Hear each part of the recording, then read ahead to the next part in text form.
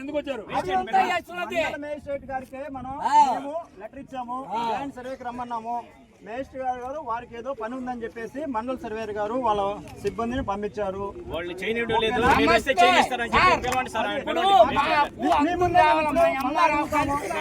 Surveyor గారు surveyor గారు చెప్పారా? వాళ్ళు తహసీల్దార్ గారు కావాలి ఎక్కడికి అంటున్నారు. వారు ఇన్ఫార్మ్ చేస్తాం సార్, మేడం గారు చెప్తాం. ఓకేనా మేడం గారికి ఇంటిమేషన్ ఉంది కదా? అట్లా ఏమండి ఇటు మేడం గారికి ఇంటిమేషన్ ఉందా లేదా? పంపించాం కదా, చెప్పండి అంటున్నా సార్. కొంచెం అట్లా పోండి సార్.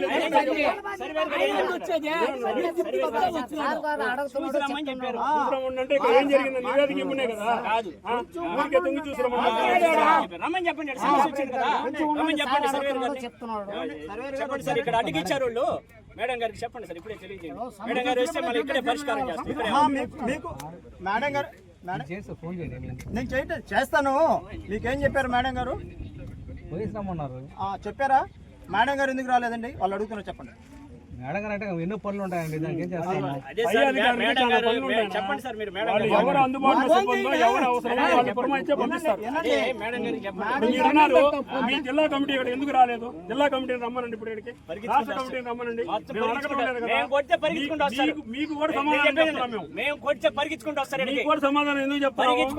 మీరు స్థానిక నాయకుడు చుట్టుపక్కల పరిగిస్తారు. మేము కొడితే ఫోన్ కొడితే కాదు, స్థానికులు మీకు సమాధానం నాయుడుపేట మేము కూడా లెటర్ పెడితే డిపార్ట్మెంట్ అంతా మేము కూడా కొడితే వస్తారు. చెప్పండి, నేను చెప్తున్నాను, రమ్మని చెప్పండి మేజిస్ట్రేట్ గారిని. వారిని రమ్మన్నాము, వారు వేరే పనులోనే వాళ్ళు సర్వేర్ గారిని పంపించారు.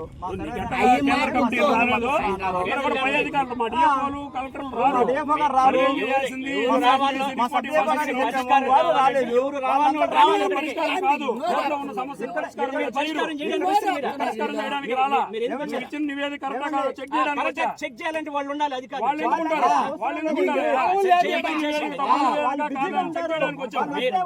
మీరు కరెక్ట్ గా లేరు సార్. ఇచ్చిన అర్జీ కరెక్ట్. మీరు ఇల్లు తిరిగి ఒక రెవెన్యూ ల్యాండ్ లో ఇల్లు తిరిగి చేయడం అనేది కరెక్ట్ కాదు. మేమేమి మీరు మా మీద మమ్మల్ని అందరినీ అరెస్ట్ చేస్తారా, కేసులు పెడతారా? జీపీ గారు ఏమైతే అడిగారో ఆ ఇన్ఫర్మేషన్ తీసుకొని పంపించడానికి వచ్చాము. మాకు ఎలాంటి అభ్యంతరం లేదు. మీరు ఉన్నందువల్ల అబ్జెక్షన్ పెట్టట్లేదు. రావడమే తప్పు. వాళ్ళు ఏమైతే అడిగారో ప్రతాప్ రెడ్డి గారు ఏమైనా నోటీస్ ఇచ్చే దాని మీద ఏమైనా సైన్ ఏమైనా చేసుకున్నారా? ఏమైనా నా దగ్గర ఇచ్చే సైన్ ఏమైనా చేసుకున్నారా? సిబ్బంది జాయింట్ సర్వే చేశారు. రెవెన్యూ డిపార్ట్మెంట్, ఫారెస్ట్ డిపార్ట్మెంట్ ఇక్కడ అందరూ కలిసి జాయింట్ సర్వే చేశారు. జాయింట్ సర్వే చేసిన దాంట్లో మళ్ళీ ఇల్లు సర్వే చేస్తున్నారు. దీంట్లో మతలబ్ ఏందో అర్థం కాని పరిస్థితి. ఒక పేదవాడికి ఆల్రెడీ 12 సర్వే ఉండండి, సర్వే నంబర్ 12-1 దీనికి సంబంధించి 519 ఎకరాలు ఉంది ఇక్కడ విస్తీర్ణం. దీంట్లో ఈ ల్యాండ్ లోనే ఇదే సర్వే నెంబర్ లో ఇటు చూస్తే జగనన్న కాలనీ, ఇటు చూస్తే మోడల్ స్కూల్, ఇటు చూస్తే నిమ్మ చీనీ పరిశోధన కేంద్రం, ఇవన్నీ కూడా కృషి విజ్ఞాన కేంద్రం, ఇవన్నీ కూడా ఇదే సర్వే నెంబర్ లో ఉన్నాయి. ఫారెస్ట్ వాళ్ళు దౌర్జన్యాలు దాడులు చేసేదని మనం చూస్తే ఒక మనిషిని కోర్టులో ఉన్నటువంటి ఈ స్థలానికి సంబంధించి పేదోళ్ళు 80 మంది కోర్టులో హైకోర్టులో కేసు నడుస్తూ ఉంది. ఇంతవరకు దానికి సంబంధించి జడ్జిమెంట్ రాలేదు. అయినా కూడా వీళ్ళు మాది అని చెప్పేసి ఎవరో ఇక్కడ ఉండేటటువంటి పెత్తందారులు రాజకీయ నాయకులు మాటలు వినేసి ఇక్కడ దీంట్లో చొరబడి ఒక దళితుడిని, నారాయణ అనే దళితుడిని మనం కొట్టి జీబులో ఎత్తుకొని వెళ్ళారు. కాబట్టి ఇటువంటి దాడులు దౌర్జన్యాలు ఈ ఫారెస్ట్ అధికారులు సిబ్బంది చేస్తున్నారు. కాబట్టి ఉన్నతాధికారులు జోక్యం చేసుకొని మాకు న్యాయం చేయాలని చెప్పేసి మేము ఈ సందర్భంగా మీకు తెలియజేస్తున్నాం, కోరుతున్నాం. కాబట్టి ఇప్పటికైనా మానుకోలేదు. మేము కలెక్టర్ దృష్టికి తీసుకెళ్తాం. మా పార్టీ డిస్ట్రిక్ట్ సెక్రటరీ మా జిల్లా కలెక్టర్ గారితో మాట్లాడుతున్నారు, ఎస్పీ గారితో మాట్లాడుతున్నారు. వీళ్ళు మేము ఇక్కడ ఊరికే ఫారెస్ట్ సిబ్బంది మొత్తం అందరినీ వేసుకొని ఇక్కడికి వచ్చేసి పోలీసులు వచ్చారు, తర్వాత వచ్చే రెవెన్యూ వాళ్ళు వచ్చారు. ఆ రెవెన్యూ ఆయన కూడా ఏం చెప్తున్నాడంటే వాళ్ళు కూడా రకరకాలు ఇప్పుడు ఇక్కడ ఏదైనా సర్వే ఇంకోటి చేయాలంటే దానికి సంబంధించి ముందు ప్రాసెస్ మీరు ఏం చేయాలి, మీకు తెలియదా ప్రాసెస్? దానికి సంబంధించి నోటీస్ ముందుగా ఇవ్వాల్సినటువంటి పరిస్థితి ఉంది. ఇక్కడ పేదోళ్ళందరూ ఉండేటటువంటి పరిస్థితి ఉంది. కాబట్టి నోటీసులు అవన్నీ ఏం లేకుండా మీరు దౌర్జన్యంగా అర్ధరాత్రిలో 10:30 ఒక ఆయన దగ్గర ఎవరో ప్రైవేట్ వ్యక్తి ఆయన, మీరేం ఫారెస్ట్ రేంజర్లు ఉన్నారు, ఫారెస్ట్ రేంజర్ ఆఫీసర్లు ఉన్నారు, అట్లాగే డిఆర్ఓలు ఉన్నారు. ఈ సిబ్బంది ద్వారా మాకు ముందుగా ఇంటిమేషన్ మేము ఇది చేస్తున్నాం, లీగల్గా మీరు వెళ్ళే పని అయితే లీగల్గా ఇవన్నీ చూసుకోవాలి కదా. ఈ లీగల్ ఇన్ని ఏం లేకుండా ఇల్లీగల్ పరిస్థితుల్లో వీళ్ళు చేస్తూ ఉన్నారు. కాబట్టి ఉన్నతాధికారుల దృష్టికి తీసుకెళ్తాం ఖచ్చితంగా. వీళ్ళందరినీ పార్ట్నర్ చేసి హైకోర్టులో కూడా కంటెంప్ట్ ఆఫ్ కోర్టుకి వెళ్తాం ఖచ్చితంగా. వీళ్ళందరినీ కూడా మేము రికార్డు చేసుకోవడం జరిగింది. కాబట్టి అధికారులందరూ కూడా చట్టానికి కట్టుబడి ఉండాలి.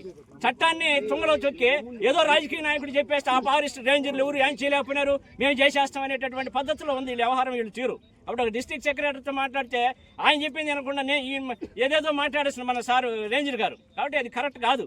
కాబట్టి చట్టం ప్రకారం పోండి. మేము ఏం చెప్తున్నాం, హైకోర్టులో ఉంది, హైకోర్టు ఏం చెప్తే దాని ప్రకారం పోదాం. ఇప్పుడు మీకు జీపీ అడిగారు, జీపీ అడిగితే మీరు లెటర్ పెట్టండి, రెవెన్యూ వాళ్ళకి లెటర్ పెట్టండి.